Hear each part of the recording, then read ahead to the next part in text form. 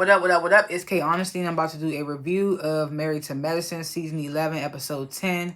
A day late review. I know I'm a day late of the review, but the episode came out on the day of my baby shower, so I had a lot going on. But I'm getting this out to you now. I'm getting this review out to you now. So if you haven't seen Season 11, Episode 9 of Married to Medicine, turn this video off and go watch the episode and come back and watch this review. And please like the review, subscribe to my channel. It's the simplest, easiest, free way to support my channel. I'm not a public speaker, so I will tend to fumble my words and say and so and like 1,000 times. I may stop to regain my thoughts. I may slow my speaking down to regain my thoughts. Anything I say, it's my opinion. It does not reflect anyone or anything associated with the show. Also, comment below what you would grade this week's episode, what you thought about it. If there's anything that I leave out or I'm off on or I forget or you just have an opinion in general, please leave it in the comments for those interactions. I like to grade the episodes before and after my reviews. What did I think about this episode? This episode was crazy. I'm gonna give this episode I'm gonna give it a B minus. Maybe a C plus. Not a lot happened in this episode. I feel like this episode was fairly short. We spent most of the episode at the little fake pool party that they had. I'm gonna put it in between a B minus and a C plus. Maybe I'll change my grade at the end of this review. Maybe I won't. Depends on what I remember as I'm talking about it. But for now, I'm putting it in between a B minus and a C plus. But last chance, if you haven't seen Married to Medicine, Season 11, Episode 10, then turn this video off so you don't get anything spoiled for you.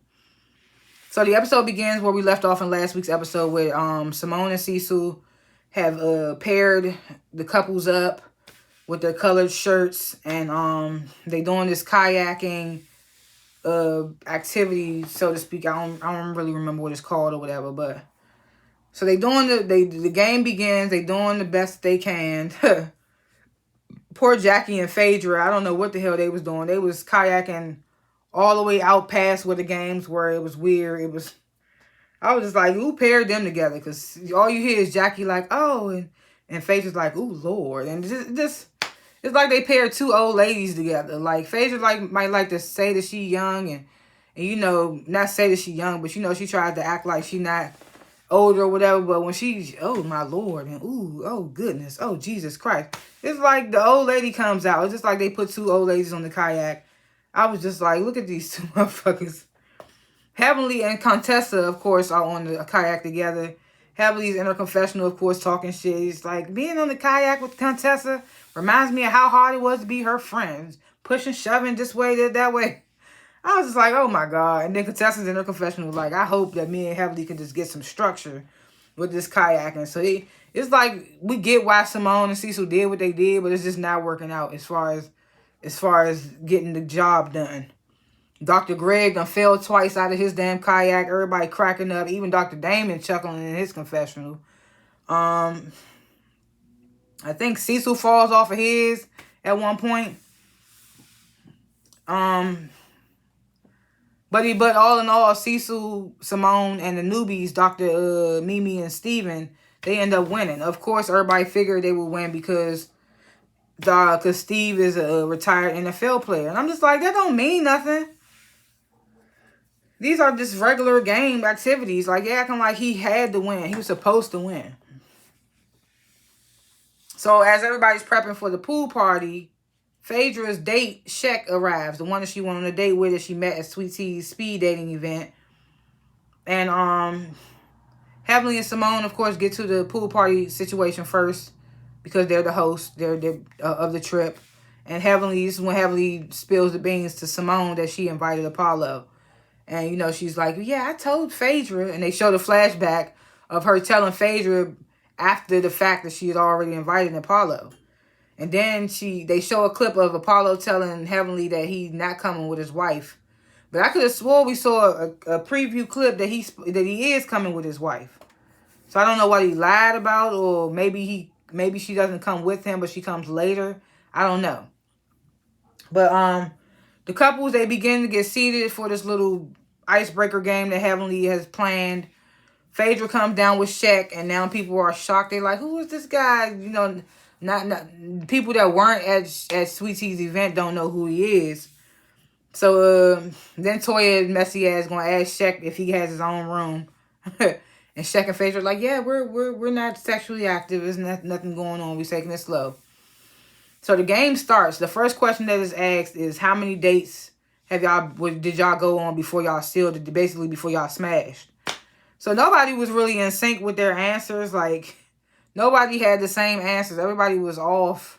They didn't know what the math meant or whatever the case may be. Only two people that was synced was King and Quad, but then they show us a clip like a minute earlier where they agreed to put the same number. So they just basically cheated. So then they asked the second question, how would you describe your partner's parenting style? Everybody seemed to be in sync with that question. Everybody seemed to have the same answer. And this is when we find out that King has a 9-year-old daughter. Because I was like, oh, so they just left that out. We didn't know he had a child. I mean, not saying that it should have been said, but I had no idea he had a child. I'm thinking if him and Quad had a child, it was going to be their first child together. So Quad, she's like, you know, seeing King with his... Mind you, Quad done had a couple drinks because she is drunk as hell at this little game thing. We seeing a side of Quad we ain't seen in a while. So Quad's like, yeah, seeing him with his daughter just makes me want to bust it wide open. And everybody's like, Heavenly's in the confessional like, oh, my king. And Contessa's like, my king in confession. They basically making fun of Quad. And Quad's like, well, basically, I'm saying I know I want to have a child with this man. And it's just awkward because they keep putting the camera on Greg and Sweet Tea, who are sitting right behind them. And then the couples are mentioning in their confessionals how Greg is sitting right behind them and how they feel like he looks heated. Dr. Eugene is saying that about Greg. So,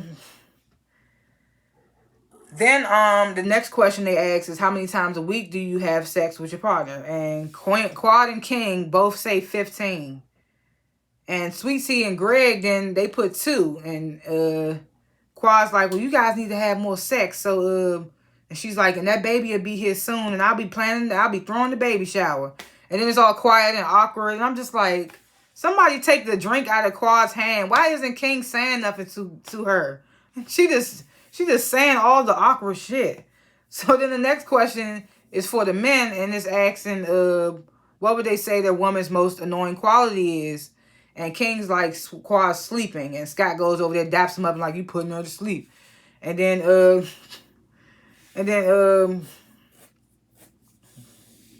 Quad's going off about, you know, nothing annoying about my man. He's basically saying he's perfect. And like, you know, God's, what she say? God has prepared me for him. And everybody just like, this has got to be so awkward for Greg. It's crazy because like, everybody's saying how awkward it is for Greg or whatever the case may be. And it might be, but Greg's not saying anything. So why don't we just leave it be? Like, y'all making it awkward for Greg. So then, Toya blurts it out. She's like, I just know it's awkward because Greg is sitting right behind you, says that to Quad. So then Sweet Tea's like, well, it's not awkward for me. So then Quad's like, well, you know, I chose to end my marriage with Greg, and I'm happy that Greg and Sweet Tea are together. Sweet Tea chimes in and is like, no, Greg wanted the marriage to end as well. And Quad's like, no, he didn't. And then Heavenly chimes in, no, he didn't. And she's like, oh, let me be quiet. And then Damon low-key checks her. He's like, see, you laughing, thinking it's funny. Then they're going to be mad at us again. And I was like, yes, Heavenly, just shut up. Because Quad is saying all the things right now. She don't even need your yes man. So then Greg chimes in and he's like, you know, I believe in the Constitution of marriage. So, of course, I fought for my marriage. But at the end of the day, the best thing was what happened for us to get a divorce. He doesn't say those exact words, but that's basically what he says. And then Quad's like, I feel like Sweet Tea and Sweet Tea is the perfect fit for Greg, and I'm supporting their marriage. And then Greg, I don't even know why the hell he had to say that. Because that's the thing. He goes off on Sweet Tea later about her saying something that wasn't even that much, whatever Sweet Tea said. But in this moment, why wouldn't you just let Quad this ramble on like you telling Sweet Tea she should have did? So in this moment when Quad's like, I feel like Sweet Tea is the perfect match for Greg, and I'm supporting their marriage. Greg gonna say, well, we don't care what you think to Quad. And then says, Quad got a big mouth, and I'm just like, how you get mad at Sweet Tea later on and tell her she should just ignore the stuff that Quad's saying, but you couldn't do the same thing? So then, of course, and I thought King was going to chime in this moment because he's telling her she got a big mouth and we don't care what you think, blase, blase. And King just looking back at Sweet Tea. And I'm just like, what the hell? So then Quad, she's like, the narcissist is coming out talking about Greg. So then Sweet Tea, this is when Sweet Tea tries to chime in.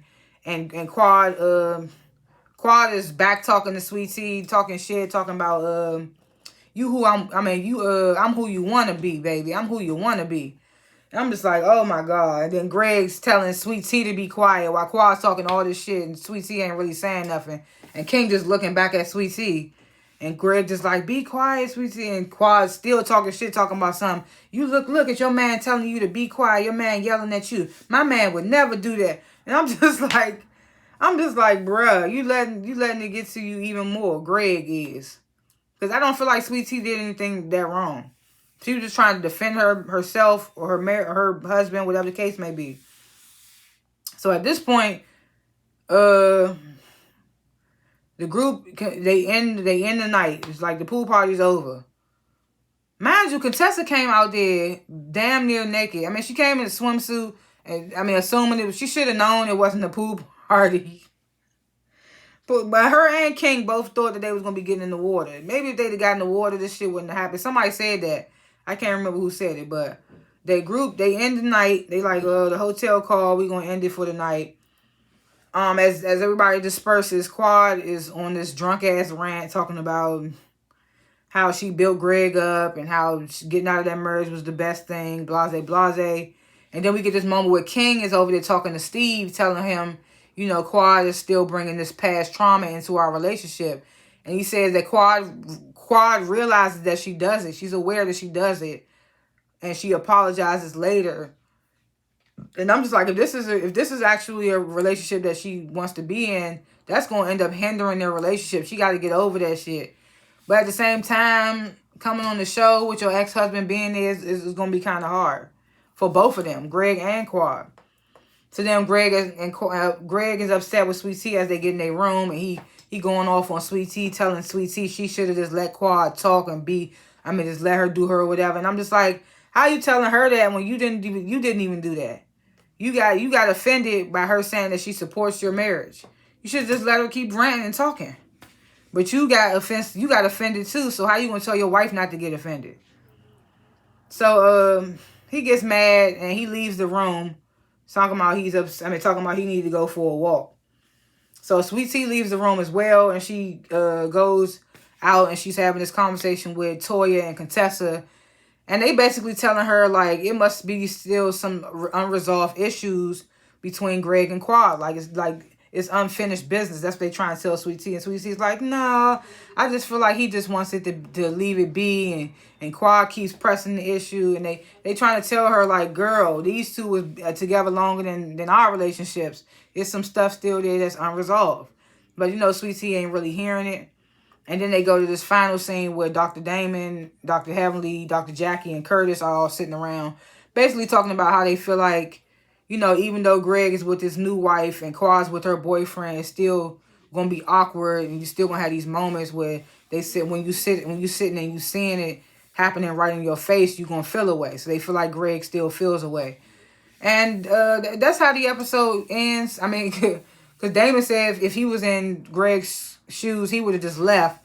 Curtis said if he was in Greg's shoes, he wouldn't even be on the show.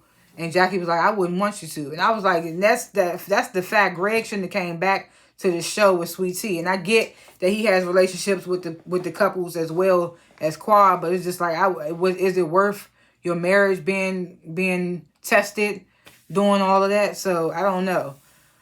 But that's how the episode ends, and I was just like, Quad was on one. Quad, and then somebody said in their confession, they was like, Quad is going to wake up tomorrow and blame it on the alcohol. I think Toya said that. And they was like, Greg ain't going to have nothing to blame it on. So I was just like, it's crazy. That's crazy how it ended. And I was like, I thought this was the episode where we was going to get the whole little King running up on Greg. But I guess that's going to happen in the next episode maybe. I don't know. But we still got more to come. They showed us the trailer for the episodes to come. So we shall see what's going to happen with that. Looks like Quad and King might have a little tiff happening. Probably going to see some other stuff. I can't remember, but those are my little thoughts or whatever. I would still put this episode in between a B- and a C+. It wasn't the best, but it was okay. It was entertaining. But we spent a lot of time in one spot with Heavenly's messy ass game. Then she talking about, I still got more game to play, and they was like, no, Heavenly. But I would put that would be my grade, and those are my thoughts for this week's episode and the episodes to come or whatnot. Comment below what you would grade this week's episode, what you thought about it, if there's anything I left out or forgot or was off on. Or if you just have an opinion, comment, leave it below. Like and subscribe to the channel. If you sat here for 17 minutes and watched this review, then you can hit the like button and hit the subscribe button. It's free. It's anonymous. Takes no time out your precious time. It's less than 5 seconds to do. It's free. It's anonymous. I can't stress that enough. I know I just said it, but I'm saying it again so you can understand it's the best way to support my channel. So please like and subscribe. Comment below. Thanks for watching this review, and I will see y'all in the next one. Peace.